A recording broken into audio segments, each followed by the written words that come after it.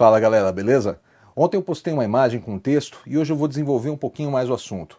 A imagem dizia, ó, cada microfone tem uma sonoridade, vale a pena testar vários antes de começar a gravar, mas se você só tem um, faça com ele o melhor que puder.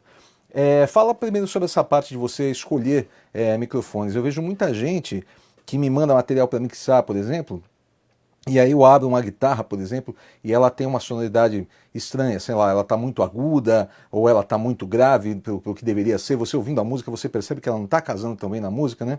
E aí eu pergunto para a pessoa o que ele usou para gravar, e ele fala, usei tal microfone, porque eu li em tal lugar que era muito bom para guitarra, tal microfone, isso, aquilo. Vou dar um exemplo, por exemplo. O cara falou assim, usei um SM57 da Shure, que eu ouvi falar que é um ótimo microfone para gravar guitarra, e realmente é um ótimo microfone para gravar guitarra. Acho que, sei lá, 80% dos discos que eu fiz, eu usei 57, mas eu já usei também 421, MD421 da Sennheiser, já usei Neumann 87, já usei vários outros microfones, já usei esses três microfones combinados, sabe assim? Então já fiz um pouco de tudo. O que eu digo para as pessoas é o seguinte, sempre teste. A única forma de você adquirir experiência é experimentando. Então, por exemplo, você tem dois microfones. Então, você leu em algum lugar que é legal usar o SM57, você tem um SM57. Tá, você colocou ele ali no amplo da guitarra e soou bem para você, ótimo, grave, não tenha dúvida disso. Mas se você tiver um outro microfone, experimente. Às vezes ele pode te agradar mais do que o 57. É que muita gente não entende. Eu vejo muita gente seguindo, hoje a gente tem um turbilhão de informações, né, pela internet, e às vezes as pessoas seguem pessoas que elas nem conhecem o resultado. Isso é uma coisa muito maluca. Eu já dei palestra em universidade, por exemplo, sobre produção musical e perguntei quem aqui conhece meu trabalho. Uma sala com 300 pessoas, umas 20 levantaram as mãos, né? Dá vontade de perguntar, pô, vocês estão fazendo o que aqui, né? Se vocês nem sabem quem eu sou, por que vocês vieram me ouvir falar? Entendeu? Então, assim, você vê gente falando assim, porque eu ouvi, tal pessoa falou que é bom usar tal microfone. Você já ouviu o som que esse cara tira? Ele tem a ver com o que você está procurando? Faz sentido mesmo? Ou você ouviu um trabalho dele e você disse, nossa, não é o som de guitarra que eu espero ouvir.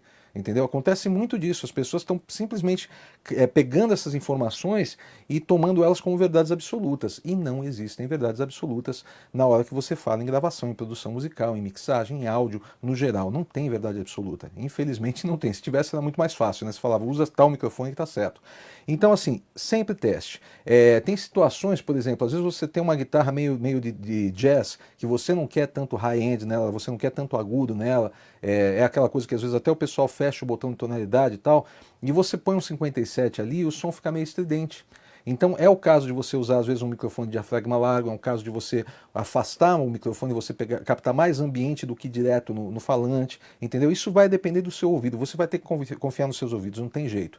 Eu acho que a única coisa que você tem que confiar plenamente são os seus ouvidos, mesmo eles te enganando, porque é a única coisa, a única referência de verdade que você tem. Todo o resto que te falaram que funciona é muito relativo. Mas assim, por exemplo, uma situação de gravação de voz, é muito comum eu chegar num estúdio e falar o que vocês têm aí, por exemplo, de diafragma largo, tal. E o cara fala, sei lá, eu tenho um 414, eu tenho um 87, eu tenho isso, aquilo. Ele fala para mim uma lista de microfones e eu falo para ele, pô, pega tal e tal microfone. Eu monto os três, ponho o cantor para cantar, ouço o que me agrada mais, e nem sempre o que me agrada mais é o que eu pensei que iria me agradar mais. Isso tem muito a ver com a voz da pessoa, com a forma dela colocar, com a sala onde está, com a música que você está gravando, tá? Então tem situações de eu já chegar a montar 8 microfones diferentes e testar. Faço o cara cantar o mesmo trecho 8 vezes, mesmo trecho da música, ouço, uma coisa rápida, entendeu? Não é nada muito rebuscado. Eu ouço e falo, pô, peraí, esse aqui não tem nada a ver, esse não tem nada a ver, esses três aqui parecem mais interessantes. Peraí, deixa eu ouvir com cuidado, para mim funcionou melhor esse. Ó, tira então todo o restante e deixa esse aqui, entendeu? Faz muita diferença, porque o que você capta, quanto mais pronto você captar, mais fácil fica todo o restante do processo e mais confiável é o processo, né? Se você captou um som de guitarra que você esperava ouvir, quando chega a hora de mixar, lá está um som de guitarra que você esperava ouvir. Você não precisa torcer para ele virar um som que você espera ouvir. Você pode alterar algumas coisas em compressão e equalização para ele se adequar melhor à canção, para ele se adequar melhor à mixagem, mas o som já está ali, né? Já está funcionando. E agora, falando sobre fazer o melhor com o que você puder, se você só tem um microfone, faça o melhor com ele. Eu comecei a gravar, eu tinha um SM58 da Lesson, nacional, e cara, eu gravei tudo o que você pensar com esse microfone. Quer dizer, eu tinha alguns microfones desses que a gente usava em ensaio, então assim, eu ia gravar uma bateria, eu colocava no bumbo, na caixa, nos tons, não microfonava pratos, não tinha canais suficientes para isso, mas ia gravar uma guitarra, microfonava a guitarra com ele, microfonava contrabaixo com ele, microfonava a voz com ele. E o que que acontece? Eu acabei achando uma forma de fazer ele soar melhor. Se ele soava muito estridente no centro do falante, eu trazia mais para o canto. Eu sempre dava um jeito de fazer ele soar parecido com o que eu estava esperando. Alterava controles no amp, entendeu? Às vezes eu estava com um som de guitarra que eu queria ouvir na gravação, ele já estava ali dentro da sala, já estava comigo no amplificador. Mas aí eu colocava o microfone e quando eu ouvia a gravação não chegava. Eu achava que estava muito estridente, que faltava corpo, isso aqui. Então eu alterava no amp para poder resolver. Então assim, não use como desculpa o fato de você não ter os microfones. Eu falei aqui em SM57, eu falei aqui em U87, essas coisas, vocês podem pensar assim, nossa, mas até eu poder comprar um U87, como é que eu gravo? Você grava com o que você tiver. Se você não tem um 87, mas você tem, sei lá, um B2 da Behringer, você tem um Rode NT, você tem um microfone de uma boa qualidade, não tão bom quanto o Neumann, mas um microfone de uma boa qualidade, se vira aí, velho. Faz o negócio e faz acontecer. Mesma coisa, você não tem um 57, mas você tem um Arcano, por exemplo, que você comprou, pagou, sei lá, R$ 30 nele, e é o teu microfone. Cara, faz com ele. Teve uma situação que aconteceu com o Tavares, que era da Fresno. Na época ele era da Fresno, ele me mandou pelo MSN ainda. Me mandou assim uma música, ele falou assim, cara, eu tô fazendo uma música minha aqui em casa, eu queria que você desse uma ouvida. Eu falei, ah, beleza. Peguei, coloquei pra ouvir, pô, música legal, tudo tal. E a voz tinha uma característica diferente, ela tava com um som meio lo-fi, assim, baixa fidelidade, né? Tipo um som de radinho, assim, mas tava charmoso, tinha a ver com a música, aquilo tava funcionando, né?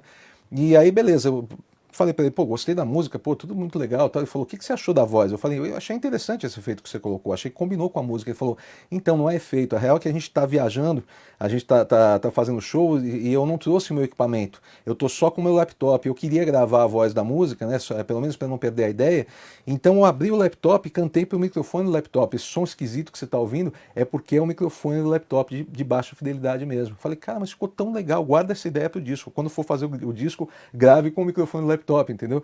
Porque fica interessante. Então, às vezes você está buscando na tua cabeça um som, você está esperando um determinado som que aquele microfone que você tem não pode te dar, mas às vezes o som que aquele microfone que você tem pode ser interessante se você tirar essas amarras da cabeça. Se você pensar, peraí, esse aqui é o meu microfone, deixa eu cantar com ele. Ah, o som dele é assim, tá? Como isso se adequa dentro da música? Isso funciona ou não funciona? Tá?